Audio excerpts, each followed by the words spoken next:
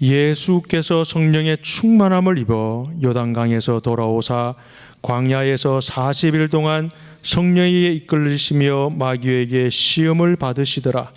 이 모든 날에 아무것도 잡수시지 아니하시니 날 수가 다함에 줄이신지라. 마귀가 이르되 내가 만일 하나님의 아들이거든 이 돌들에게 명하여 떡이 되게 하라. 예수께서 대답하시되 기록된 바 사람이 떡으로만 살 것이 아니라 하였느니라.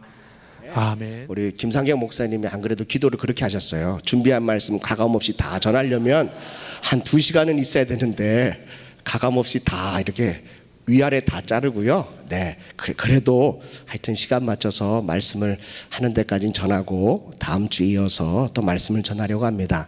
오늘 이 본문의 말씀을 가지고 선한 싸움을 싸우라 라는 겁니다. 그러니까 싸움에는 선한 싸움이 있고 반대는 무슨 싸움이 있을까요? 악한 싸움이 있다는 거죠. 선한 싸움은 어떤 싸움이냐? 영적인 싸움이에요. 악한 싸움은 사람과 싸우는 게 악한 거예요. 사랑하는 성도 여러분, 오늘 우리의 삶 가운데 2가지의 싸움이 있는데 하나는 육적인 싸움, 하나는 영적인 싸움이 있습니다. 믿음의 성도들의 싸움은 혈과 육을 상대하는 것이 아니고 통치자들과 권세자들과 이 세상 어둠을 주관하는 자들과 악한 영들을 상대함이라라고 에베소서 6장 12절 말씀에 기록되고 있다는 것입니다. 그러므로 모든 믿음의 성도들은 이 선한 싸움, 혈과 육을 상대하는 것이 아니라 악한 영들을 상대하는 이 싸움을 하나님께서 싸우라고 저와 여러분들을 불러주신 줄로 믿습니다.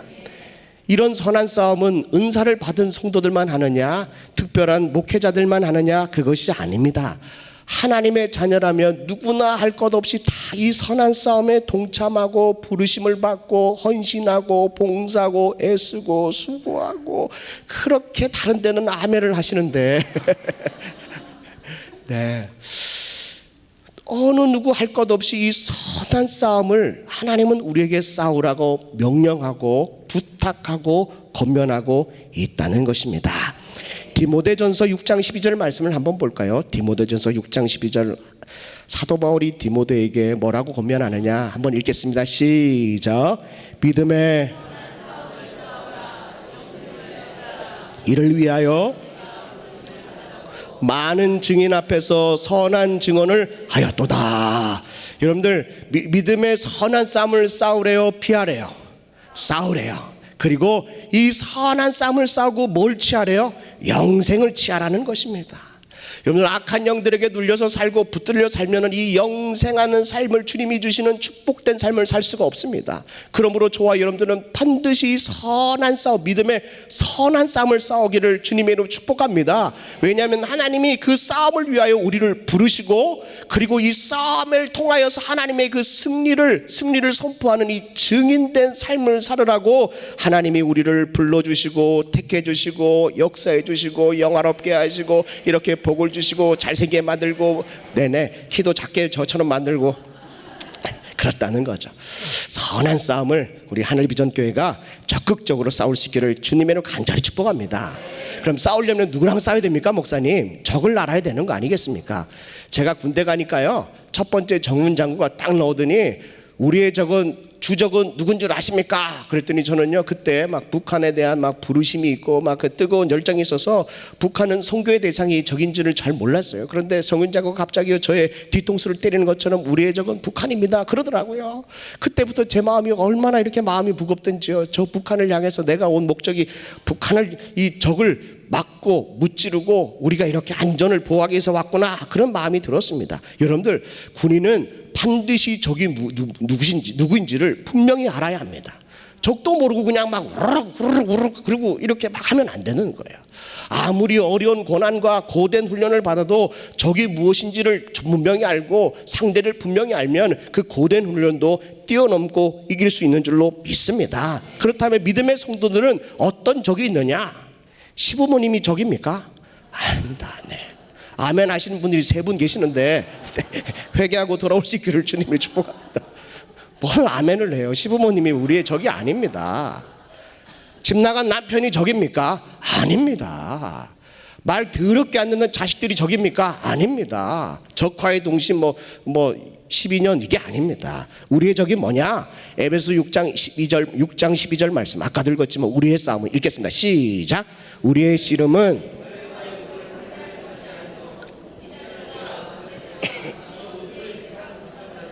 하늘에 있는 악한 영들을 상대함이라 라는 것입니다. 사랑하는 성도 여러분, 우리의 싸움의 대상이 있는데 네 가지가 있습니다. 첫 번째는 통치자입니다. 통치자. 악한 영들은요, 얼마나 체계적이고 조직적인지, 조직력이 강한지 이 조직에 들어오기만 하면 잘 벗어나지 못합니다. 그래서요, 군대의 조직으로 말하면은 가장 큰 이 군대를 통솔하는 사람이 누굽니까?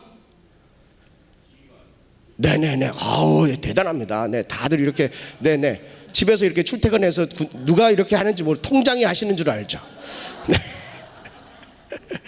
군대를 통솔하고 군대를 이끄는 사람은 바로 대통령입니다. 그런데 악한 영들도 통치자가 있다는 거죠. 누군지 아십니까? 마귀입니다. 마귀라는 거죠. 우리는 악한 원수 마귀를 상대하는 믿음의 선한 싸움을 부름받은 사람들입니다. 아멘이십니까? 두 번째는 권세들입니다. 여러분들, 제가 아까도 말씀드렸지만 악한 원수 마귀의 이 체계는요, 조직적이고 군대적이고 그리고 체계적입니다. 그래서 맨 위에 있는 이 악한 원수 마귀가 어떻게 해라라고 하는 이 명령이 하달되면 아주 그냥 맨 마지막 잔챙이 같은 이런 악한 귀신들까지 그 명령이 하달되고 그것을 이끌 수 있는 권세가 있다는 겁니다. 힘이 있다는 거죠. 악한 영들은 힘이 있습니다. 아이고 그냥 아유 이렇게 하시면 안 돼요. 악한 영들은요, 강한 힘이 있습니다. 그런데요, 우리 주님께서 이 악한 원수 마귀의 그 힘, 권세를 제어할 수 있도록 예수님이 12명의 제자를 부르시고 뭘 주셨냐면 얼마나 신나는지 몰라요. 누가복음 9장 11절 말씀.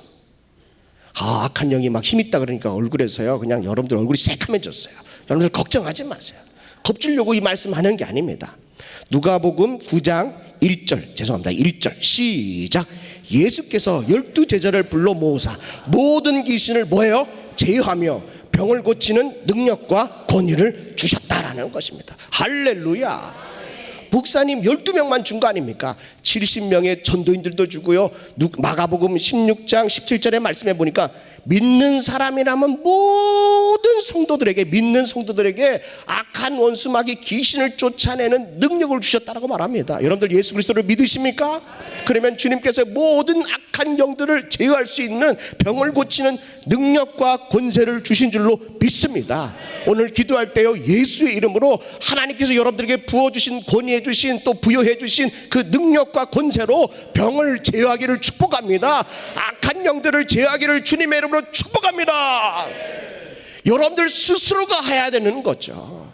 누구에게 기도받아서 되는 것이 아니라 여러분들이 하나님으로부터 부여받은 그 능력과 권위를 가지고 여러분들을 괴롭히고 여러분들을 억압하는 악한 영들을 향하여 예수의 이름으로 선포하십시오. 병들고 약한 것들을 향해서요, 그 병의 이름을 불러가며 주님이 나에게 주신 그 능력과 권위를 가지고 예수의 이름으로 선포하십시오. 주님은 우리를 그런 사람으로 부르셔서 능력과 권세를 주신 줄로 믿습니다. 악한 원수 마귀는 세 번째는 어둠을 주관하는 영들입니다. 그러니까 악한 영에 눌려있는 사람은 밝을까요? 어두울까요? 어두워요. 옆에 있는 분들 얼굴 쳐다보려고 하지 마시고요, 그냥 이렇게 전화보나 스크린이나 보나 이렇게 하십시오. 네네. 어떤 놈이 또 어둡나 이렇게 하지 마시고요. 그분이 어두운 사람이에요. 여러분들, 밝은 사람은 내가 밝기 때문에 모든 사람들이 다 밝아 보입니다. 선글라스를 끼고요, 빨간 선글라스 끼고 보니까 다 빨개 보이는 거예요. 목사님 왜 하필 빨간 거냐? 파란 선글라스를 끼고 보면 다 파래 보인다고요. 우리 안에 밝음이 있으면 다 밝아지는 거예요. 사랑하는 성도 여러분, 악한 영은 항상 어둠을 주관합니다. 어둠이 있는 곳에 가지 마십시오. 여러분들 마음속에 조금이라도 어둠이 있으려면, 어둠이 있을 것 같은 그런 느낌이 든다면 예수님의 이름으로 제어하십시오. 밝아지셔야 합니다. 항상 이렇게 밝아지셔야 되는 거예요. 아, 지금 말고요. 네네. 지금 설교 시간에 막 분위기 없이 웃고 그러면은 제가 이렇게 당황. 항상 밝아지셔야 돼요. 어떤 상황이든지 간에 늘 밝으셔야 돼요. 어둠의 영에게 눌려지지 않으려면 뭐 하라고요? 항상 네네 기뻐해야 합니다. 이것이 바로 영적 싸움을 싸울 수 있는 놀라운 무기인 줄로 믿습니다. 군대 가서 또 배우는 게 있는데 적이 누구냐, 두 번째 배우는 게 뭐냐면 적들이 쓰는 무기가 뭐냐, 이걸 배웁니다. 적들이 뭘 쓰는지, 무슨 비행기를 쓰는지, 무슨 총을 쓰는지, 무슨 대포를 쓰는지, 그걸 다 일일이 배우는 거예요. 그리고 적들이 어떻게 해서 우리나라를 침해해오는 그 침노 방법들을, 진입 방법들을 다 해가지고요, 훈련이 되면 막 그냥 보따리 싸가지고 산으로 막 가가지고 거기서 막 보초 쓰고 이렇게 해요. 누가 오나 안 오나, 오면 어떻게 한다? 네, 이걸 우리가 계속 훈련하는 거예요. 믿음의 군사들도 여러분들 악한 영들이 무슨 무기를 쓰고 있는지를, 어떤 전술을 쓰고 있는지를 반드시 알아야 합니다. 그래서 악한 영들이 오는 통로를 보시고 여러분들이 그것을 차단하고 막아내고 물리쳐야 합니다. 아멘이십니까? 아무것도 모르고 들어왔다가 우울해요. 목사님 어떻게 우울해요? 저도 우울해요. 목사님 마음이 막 입맛이 없어요. 입맛은 좋아요.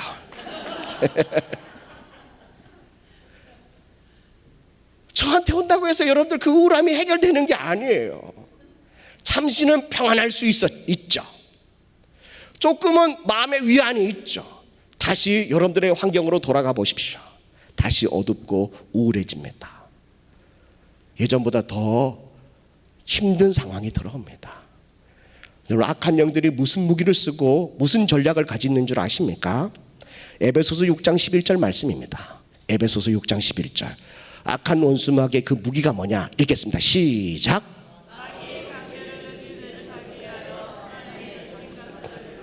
네, 마귀의 무기는 뭐냐면 간계입니다. 간계. 잘못 발음하면 우리 또 신방 전사님 중에 최강계 전사님을, 네네, 헷갈리시면 안 돼요. 아, 그 무기가 우리 최강계 전사님구나, 이렇게 하시면 또 헷갈리면 안 돼요. 여러분들 졸다가 듣고 그러면 안 됩니다.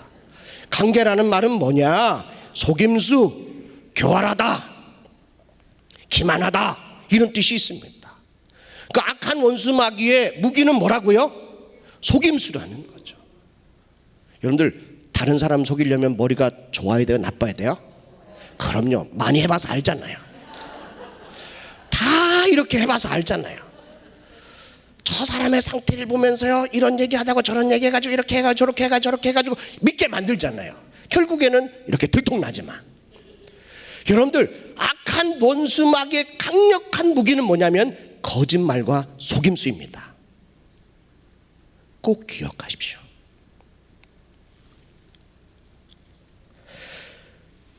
구약으로부터 시작해서요, 신약을 거쳐서 지금 이 성령 시대를 살아가고 있는 우리들에게도요, 악한 원수 마귀는 똑같은 무기를 가지고 우리에게 관계, 속임수, 우리를 교활하게 속이게, 속아 넘어가게 만들고 있다는 것입니다. 얼마나 많은 하나님의 자녀들이 이 속임수에 넘어가는지 모릅니다. 사랑하는 성도 여러분, 그 악한 원수 마귀가 우리를 속여서 어떻게 하려나? 목적이 딱 한 가지가 있는데, 요한복음 10장 10절입니다. 도둑이 오는 것은 도둑질하고 죽이고 멸망시키는 것뿐이라는 거죠. 더 이상은 없다는 거예요. 그들의 목적은 어찌하든지 간에 하나님의 자녀들을 속여서 빼앗고 죽이고 멸망시키는 것뿐이라는 것입니다. 이 악한 원수마귀의 속임수에 넘어가지 않으려면 선한 싸움을 하는 믿음의 성도들에게 무기가 있어야 합니다. 그 강력한 무기가 있어야 하는데, 고린도후서 10장 4절입니다. 그 무기가 뭐냐? 무기는 뭐냐? 자, 제가 천천히 읽겠습니다. 우리의 싸움은, 믿음의 성도들의 싸움의 무기는 뭐냐? 육신에 속한 것이 아니다라는 거죠. 믿음의 자녀가요, 악한 영에게 눌려 있는데 가가지고요 상담하겠다 그러고, 위로해 주겠다 그러고, 밥 한 번 사주겠다 그러고, 커피 한 잔이나 마시자 그러면 이길 수 있습니까? 여러분들, 악한 영을 싸우는 이 선한 싸움의 무기는 육신에 있는 게 아니라니까요. 어디에 있다고요? 말씀을 띄워주세요. 어디에 있습니까? 육신에 속한 것이 아니고 오직 어떤 견고한 진도 무너뜨리는 어디에 있어요? 하나님의 능력에 있다는 거죠. 여러분들, 우리의 선한 싸움의 강력한 무기는 하나님의 능력이라는 거예요.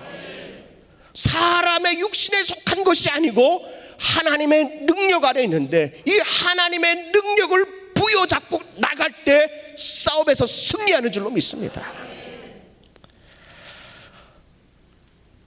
통치자들, 권세들, 어둠의 주관, 악한 영들, 악한 원수마귀는요 항상 악해요. 늘 방법도 악하고 생각하는 것도 악하고 말하는 것도 악해요.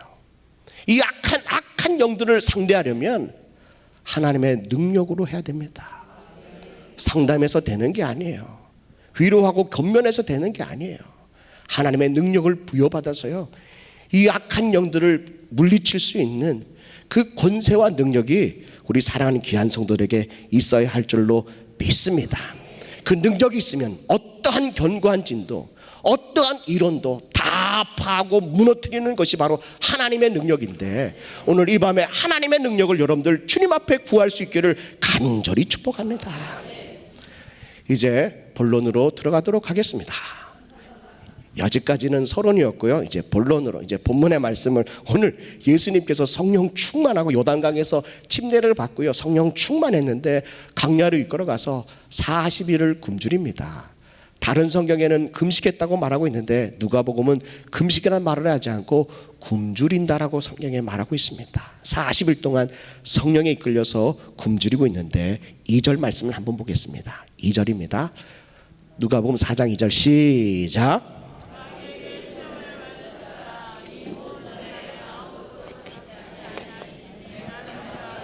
날수가 담에 추리신지라. 3절입니다. 마귀가 이르되 내가 만일 하나님의 아들이거든 이 돌들에게 명하여 떡이 되게 하라. 예수께서 대답하여 이르시되 기록된 바 사람이 떡으로만 살 것이 아니라 하셨느니라. 뭐가 좀 빠진 것 같죠?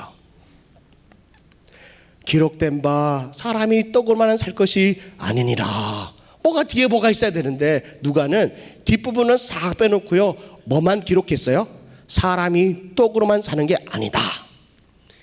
그럼 뭘 강조하고 있는 거예요?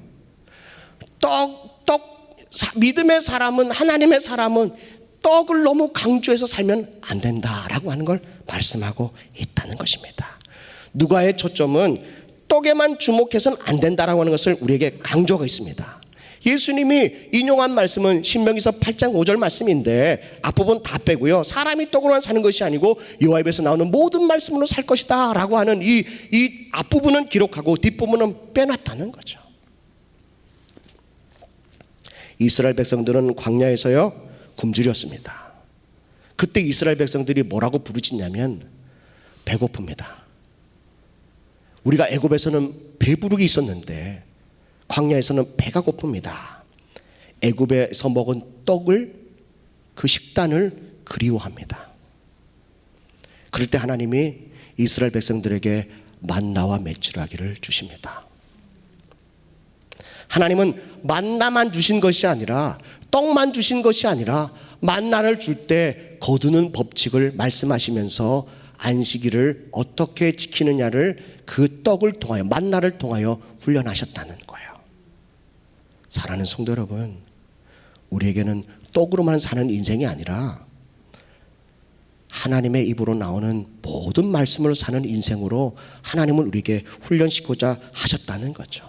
근데 이스라엘 백성들은 하나님의 말씀을 염두에 두지 않고 그는 떡에만 집중하는 나머지 이스라엘 백성들이 40년 동안 광야에서 다 멸망받고 죽습니다.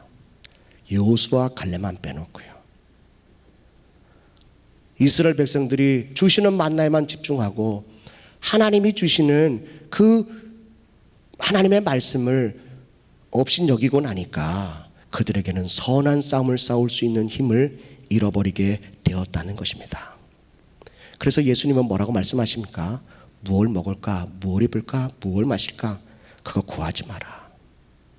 그는 세상 이방 사람들도 다 구하는 것이다. 너희는 먼저 그의 나라와 그의 의를 구하라. 그러면 이 모든 것을 너에게 더하여 주실 거다. 우리가 떡에 너무 집중하고 하나님의 말씀을 등한시했더니 이방 사람들이 멸망할 때 함께 멸망당한다는 것입니다. 그러므로 떡에 집중하는 것이 아니라 하나님의 나라를 구하고 하나님의 의를 구할 때 하나님은 우리에게 있어야 할 모든 것들을 더하시는 그 은혜가 오늘 우리 하늘비전교회 가운데 날마다 체험되어지기를 주님의 이름으로 축복합니다. 누가복음 4장 2절 말씀해 보니까 마귀가 시험하는데 이 모든 날에 아무것도 안 잡수셨대요. 며칠 동안요? 40일 동안. 그 날수가 다음에 예수님께서 줄으셨대요. 저는 설교하기 전에 뭘 먹는 게 부담스러워서 오늘 저녁을 안 먹었는데요. 굉장히 줄이고 목마르고 여러분들이 막 3개로 보이고 4개로 보이고 아직까지는 그렇진 않지만 한 끼를 안 먹어도 이렇게 배가 고픈데 40일을 줄이셨다고 생각해 보세요. 예수님의 육체는 너무너무 연약해지고 배고픔의 그 고통은 굉장히 심했을 것입니다. 그때 4장 3절에 마귀가 뭐라고 말하냐면 내가 만일 하나님의 아들이거든 이 돌들에게 명하여 떡이 되게 하라 말씀하셨다는 거죠. 저는 이 말씀을 읽으면서요 늘 고민했어요. 아니 배고픈데 예수님이 떡 먹는 게 무슨 시험이냐. 여러분들 마귀의 그 무기가 뭐라는 거죠? 속임수라는 거죠. 예수님의 배고픔을 이용해서 육신의 연약함을 이용해서 마귀가 의도하는 분명한 목적과 의도가 있다는 겁니다. 저는 여러 해 동안 고민했습니다. 40일 중간에 해가지고 이걸 먹으면은 40일이 이제 망치게 되니까 마귀가 기도 못하게 하려고 떡을 먹게 하나? 또 오늘 누가복음 보니까 다 날수를 다 차있는데 그러면 먹을 수 있는데 왜 안 드시나? 막 이런 생각이 여러 가지 생각들이 들었다는 거죠. 만일 하나님의 아들이거든 이런 말씀 보니까 악한 원수마귀가 예수님에 대한 존재를 부정하게 만드나? 뭐 이런 생각도 막 들었다는 거죠. 이 말씀을 여러 해 목회를 하면서요 늘 이렇게 고민했습니다. 어느 날 제가 안산에서 목회를 하고 있는데요 어떤 나이 드신 한 분이 저희 교회에 와가지고 교회를 이렇게 신앙생활하고 그리고 목사님 저희 집에 오셔서 신방 좀 해주세요 그랬어요. 네, 제가 신방하러 가겠습니다. 그리고 우리 권사님들 모시고 또 우리 사역자들하고 같이 1시간이 넘도록 차를 타고 1시간이 넘도록 그 먼 길에서 이렇게 오니까 얼마나 마음이 짠한지. 그리고 하나님 앞에 신방하기 전에 기도해서 하나님 말씀 주세요. 그랬더니 오늘 이 본문처럼 마태복음 4장 1절로 12절 말씀을 주시더라고요. 감동의 말씀을 주셔서 제가 가가지고 정성스럽게 하나님은 이렇게 줄이고 목마른데 또 어려운 가운데도 마귀의 시험을 받으시고 이기셨습니다. 사랑하는 우리 성도님도 꼭 이기를 바랍니다. 설교를 제가 또 막 설교하면 또 이렇게 또 침을 튀겨가면서 하잖아요. 막 침을 막 튀겨가면서 하는데 갑자기 설교를 듣고 있는 그분이요 나이 드신 분이 갑자기 막 소리를 지르는 거예요. 눈을 막 크게 떴다가 작게 떴다가 막 목에서 핏대를 올리면서요 젊은 목사가 말씀을 그렇게 전하면 어떡하냐고 막 저한테 막 퍼붓는 거예요. 옆에 있는 권사님들은요 말리지도 않고 그냥 아마 눈만 깜빡깜빡하고 얼마나 당황스럽든지 제가 무슨 말씀을 잘못 전했나 어떻게 했냐 막 그리고 막 그분이 막 저한테 막 해대는 거예요. 설교는 제가 해야 되는데 그분이 하고 있는 거예요. 제가 설교를 듣고 있고. 그리고 시간이 지나고 나니까 마음이 진정이 됐는지 뭐라고 말씀하시냐면 40일을 금식했는데 사탕을 입에다가 넣었다 뺐대요. 제가 사탕을 입에다가 넣었다 뺀 걸 어떻게 알겠어요? 40일 동안 배고파서 누룽지를 끓여 먹었는지 제가 어떻게 알겠습니까? 마치 그분이요 그걸 제가 알고 설교를 한 것처럼요 막 저희가 막 해대는 거예요. 젊은 목사가 말씀을 그렇게 하면 되냐, 말씀으로 치면 되냐, 막 이래도 젊은 목사가 목회를 어떻게 하나 보자 말자 막 그러고 그 뒤로는 못 보시더라고요 저를. 네, 교회 안 나오셨으니까. 얼마나 속이 상하는지요. 다시 교회로 가 어떻게 신방이 끝나지도 모르겠어요. 밥 먹자고 하자는데 밥 먹기도 싫고 막 그냥 예. 근데 집으로 가서 한참 왜 그럴까? 왜 그분이 하나님이 주신 말씀에 화를 내고 핏대를 세우고 막 저에게 이렇게 막 퍼부었을까? 악한 원수 마귀는 그 40일 기간 안에, 여러분들 40일 기간 안에 아무것도 안 먹고 40일을 버텼다는 것도 감사하지만요, 사탕 하나 먹었다고 예수님께서 너 40일 무효다 이러시겠습니까? 저 같으면 안 그럴 것 같아요. 야, 그래도 힘든데 저녁이라도 먹고 해라. 아침 점심은 굶어도 되지 않냐? 저 같으면 그렇게 할 것 같아요. 우리 주님은 그러신 분이 아니에요. 악한 원수 마귀가 속이는 거예요. 너의 그 알지 못했던 거를 이 목사가 알고 있구나, 듣고 얘기하는구나. 누가 저한테 그런 얘기 한 적도 없어요. 얼마나 억울한지요. 그러면서 요한복음 8장 44절 말씀, 요한복음 8장 44절, 너희는 너희 아비 마귀에게 났으니 너희 아비의 욕심대로 너희도 행하고자 하였느니라. 그는 처음부터 뭐하는 자요? 살인하는 자요. 진리가 그 속에 없으므로 진리가 서지 못하고 거짓을 말할 때마다 제 것으로 말하나니 이것은 그가 거짓말장이요 거짓의 아비가 되었습니다. 마귀는 처음부터 살인을 한 자고 거짓말장이라는 거예요. 마귀의 강력한 무기가 뭐라고요? 속임수, 거짓말이라는 거죠. 그러므로 마귀에게 속해 있으면 이 거짓의 아비의 자녀들도 거짓에 늘 묶여서 벗어날 수가 없다는 겁니다. 그들도 늘 속고 속이는, 그래서 다른 성도들을 넘어뜨리는 그런 일들을 마귀의 아비를 둔 자녀들이 그렇게 한다는 거죠. 가인과 아벨을 보십시오. 예배를 드렸는데도 불구하고요, 가인의 예배는 받지 못하니까 얼마나 화가 났던지 막 씩씩씩 그리고 얼굴에 안색이 다 변할 정도로 있는데, 하나님이 아벨에게 나타나지 않고 가인에게 나타나서 하시는 말이 뭐냐면, 왜 안색이 변했냐? 네가 선을 행하면 얼굴을 들지 못하지 않냐? 그리고 제가 문 앞에 있으니까 죄를 너 다스려라. 하나님 그렇게 경고의 말씀을 주셨어요. 근데 가인은요, 그 하나님의 말씀을 다 잃어버리고 귀담아 듣지도 않고 들로 나가서요, 그 돌로 아벨을 쳐 죽였습니다. 그리고 하나님이 가인을 부르십니다. 가인아, 내 아우 아벨이 어디 있느냐? 라고 물었더니요, 가인이 뭐라고 한지 아세요? 오늘 성경에 창세기서 4장 8절 9절 말씀에 보니까, 9절에 보니까 그가 이르되 내가 알지 못하나이다. 내가 아우를 지키는 자니까. 가인은 하나님 앞에 거짓말을 하고 있다는 거죠. 살인을 하고 거짓말을 했다는 겁니다. 우리 앞에, 여러분들 성도들 앞에요, 죄의 문이 이렇게 늘 있는데, 늘 악한 원수 마귀가 그 죄의 문이 열려지기만 하면 그 틈을 타고 들어와서 우리를 살인하게 하고 거짓말하게 한다는 거죠. 죄를 다스리지 못하면 우리도 어느 누구도 예외 없이 다 쓰러지고 넘어질 수밖에 없다는 것입니다. 한 선교사님의 설교를 듣다가 너무 충격적인 설교를 들었습니다.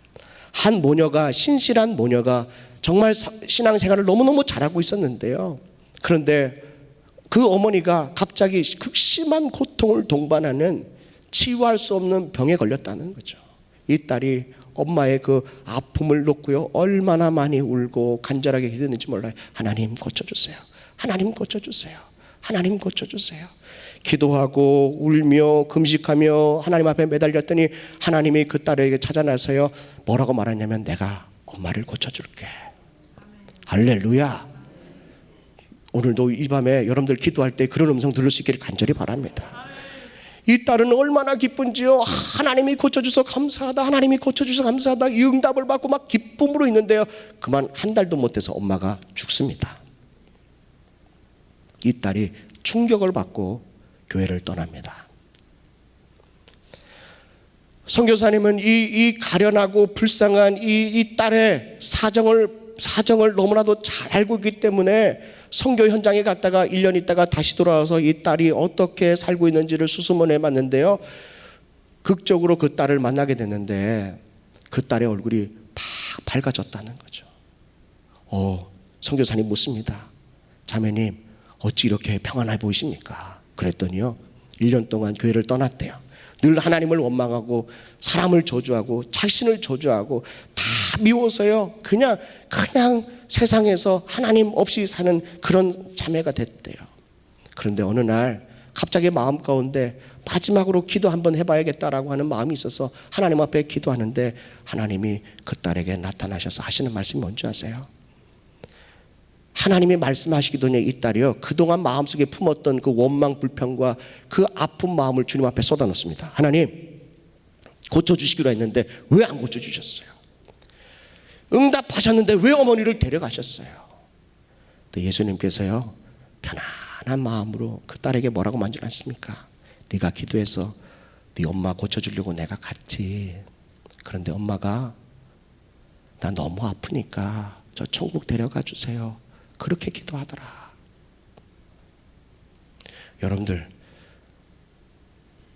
악한 원수마귀는요, 우리가 생각하는 대로 응답받기를 계속해서 우리를 압박하고 있다는 거죠. 하나님은 늘 신실하신 분이세요. 사랑이 충만하신 분이세요. 약속을 한 번도 저버리신 분이 아니세요.